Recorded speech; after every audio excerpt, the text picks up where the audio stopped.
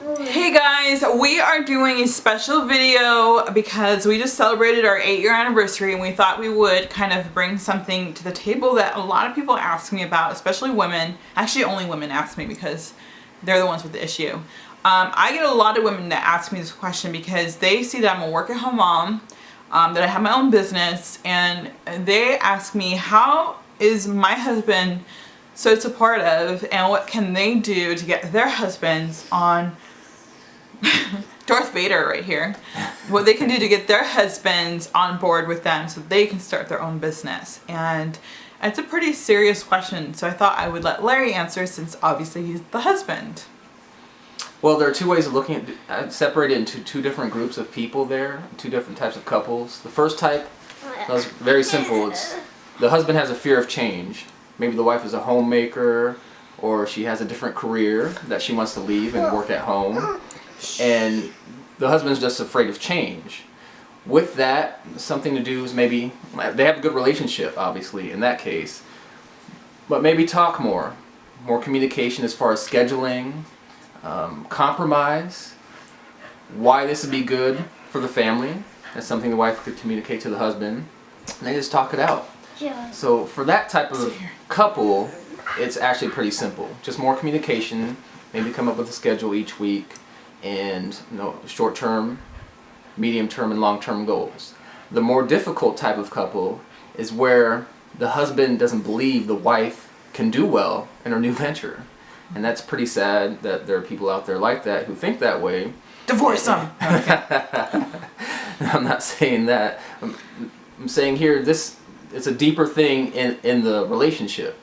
Maybe some sexist tendencies, misogyny comes out in that. Maybe that's just part of the more of the iceberg, showing that maybe you're seeing something that wasn't there before and now it's coming out. I think a lot of women are married to sexist men and they don't even know it. They might not know it, absolutely. And with that, basically, the husband is questioning your intelligence. He's not respecting your business savvy, your brain, your talents. So men out there who are doing that, if you're watching this, you might need to look in the mirror and see, well, are you the best that you can be at what you're doing? Why are you married if you see your spouse as not being intellectually able to run a work from home business, not being able to be a success? Why do you not trust your spouse in her venture, in her decisions? For the ladies out there, maybe do some soul searching. Is this the right partner for you in the long term? People want tough love. This is tough love. Because there's obviously something there. And there are a lot of women who stay with sexist men, misogynist men that shouldn't be. And if you're in a business, you cannot have a toxic spouse. Cannot happen. So do you choose your own path going forward? Or do you go back to the situation you're in? It's very tough. It's something you have to talk about. But both parties need to look in the mirror. So that's pretty much all I have on that. And I think a lot of women, if you haven't been in business before, it's not an easy thing to do. It's probably going to be the most difficult challenge that you've ever been in your life. And if you don't have somebody that's got your back in your home, then you're setting yourself up for failure, because you will need to vent. And if you are venting to your husband who is already voting against you, then he's going to look at that as a way to be like, see, I told you so. And you can't have that. You need somebody to be able to say, because for me, what a lot of people don't know is I think about quitting all the time, because sometimes it gets so hard. And my husband's the one that talks me off of the ledge and says, why did you start doing this? And he's the one that kind of knocks me back to, hey, what's the reason you started in the first place? And you need that. Otherwise, you're not going to succeed. But what about for women who, and I've heard this too before, where the husbands are like, well, you tried this before, you tried running your own business before and it didn't work. What would you say to that? Because I've obviously failed before and you didn't say that to me. Well, once again, always value your spouse's decision making. Always think your wife is making the right decision. Otherwise, you're still in a bad relationship. So And then also something for ladies out there, if you do get involved in the business, and if you're working with Tina, I know this is going to happen, is you're going to get well trained. So maybe if the husband says, you tried this before and it didn't work, why are you going to do this again? Well, a simple answer for a lot of people is, well, I didn't have the proper training before. I didn't know what I was doing. Mm-hmm. Or I actually didn't work hard the last time.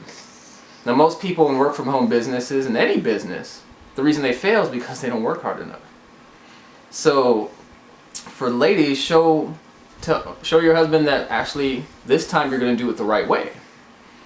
So you didn't try the same. If you try the same way again, then probably you'll fail, absolutely. But if you lay down the parameters, here's what I did then, here's what I'm going to do now. I'm going to get trained, I'm going to do this, I'm going to work hard, this many hours a day, this many hours a week. It's a different story. So you didn't really try the same thing before. You're doing this similar type of business, but you're actually really working it this time.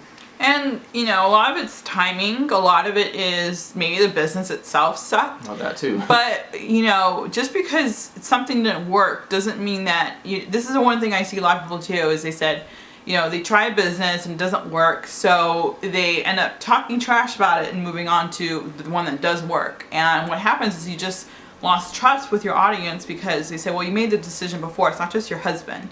It's your audience saying, well, how come you made the wrong decision before? You have to support your own decisions as well. You can't say it was a crappy decision and I made a mistake. You have to say it's just a learning process along the way. Everything's an education. I have failed way more than I've ever succeeded.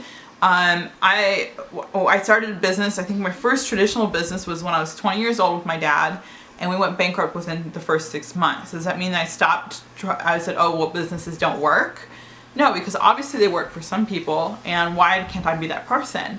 I think the most important thing in all of this is that it's not about the technicalities, it's not about the business, it's not about all that. If your spouse doesn't see that passion in you and see something that's going to empower you, and they can't support that, then like Larry said, you have to kind of look at yourself on the inside, kind of look in the mirror from you and your relationship and see what's really going on, because oftentimes starting a business is just uncovering something else that was already there. And I think that was a really good point, because it's not about you starting your own business, it's about an approach you're taking that maybe your spouse didn't necessarily expect. So with that said, is there, if a wife has a husband that's just maybe sexist or, you know, just doesn't think they can do it, what happens then? I mean, what do you think is the choice after that? Counseling? No. Well, that's possibly. not a bad idea. Well, then you have a deeper issue that goes beyond business. Don't do that, Jackson. And I would say, don't start a business at that time. Work out your personal challenges at that point, and whatever the conclusion is, never discard your dreams though. Yeah. I encourage you to always follow your dreams. If your business is your dream, then you definitely need to work out your situation where it leads to that as well. But whatever you need to do, work out your deeper issues and then go from there. And I also have to say that if you guys hear some weird sounds, like panting or grunting, it's our dog. Because she's hungry and she's 13 years old and she's, you know, making herself known here. So if you hear panting, it's not us, it's our dog. But if you guys have any other questions, like I said, I was already in business when I met my husband. I met him actually at a seminar where we were going through personal development seminars. So it was a really good, positive place for us to meet in the first place. And one of the things is that I was raised to, Gesundheit, our dog's sneezing now. I was raised to, actually, both my parents told me, my mom's a businesswoman, and she said, don't get married until you are on your feet and you can have something, like you have something for yourself. And she always taught me to be this independent businesswoman. And so did my dad. So I think I came into it with the right mentality and found the right person for me. Does that mean that if you're not, that person doesn't have the right mentality, that your marriage is doomed? I don't believe that. I believe people can change. I'm not the same person I was 11 years ago. I've learned a lot through personal development. I think that's just the main key, is that you have to work on yourself on a daily basis, and you have to work on your marriage on a daily basis. So look at this as a positive challenge and something that you guys will just make you stronger in the end. Do you have anything else you want to say? No, that's pretty much it. All right, guys, if you have any questions specifically for the both of us or for Larry, post it in the comments below. Otherwise, give us a thumbs up if you like the video, and we will see you in the next shot. Take care.